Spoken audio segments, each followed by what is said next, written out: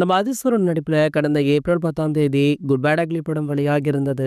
Mark Antony படத்தை இயக்கிய ஆதிக் ரவிச்சந்திரன் அவர்கள் இந்த படத்தை எடுத்திருந்தாரு. மேலும் ஜிவி பிரகாஷ் அவர்கள் இந்த படத்திற்கு இசையுமே அமைச்சிருந்தாரு. ஏற்கனவே இந்த படத்துல இளையராஜா அவர்களுடைய பாடல்கள் பயன்படுத்தப்பட்டிருந்தது. இதற்காக இளையராஜா அவர்கள் 5 கோடி நஷ்ட ஈடு கேட்டிருந்தாரு. அதன் பிறகு இளையராஜா பாடல்கள் காப்புரிமை உள்ள நிறுவனத்திடம் அனுமதி வாங்கிவிட்டதாக படக்குழு தரப்புல இருந்து அதிகாரப்பூர்வமாக அறிவிக்கப்பட்டது. இதனடுத்து தனுஷ் அவர்களுடைய தந்தை இயக்குனர் கஸ்தூரி ராஜா இப்போது மீண்டும் சர்ச்சையை ஏற்படுத்தியிருக்காரு. அதாவது மார்க் ஆண்டனி படத்துல பஞ்சு மிட்டாய் பாடல ஆதிக் ரவிச்சந்திரன் பயன்படுத்தியிருந்தாரு. இதனைத் தொடர்ந்து குட் பேட் அக்லி படத்திலுமே ஒத்த ரூபா மற்றும் தூதுவளை அரைச்சி அப்படின்ற பாடல்களுமே ஒலித்தது. இது குறித்து செய்தியாளர்களிடம் பேசிய கஸ்தூரி ராஜா இந்த 3 பாடல்களுமே இப்போது பிரச்சனையில இருக்கு. இப்போது புதிதாக வரும் இயக்குனர்களுக்கு சொந்தமாக சிந்திக்க திறனே கிடையாது. ஏன் அவங்களால புதிய பாடல்களை எடுக்க முடியல? இளையராஜா, தேவா போன்ற இசையமைப்பாளர்கள் போன்றோர் இப்போது சினிமாவில் கிடையாது. இசையில அவங்களால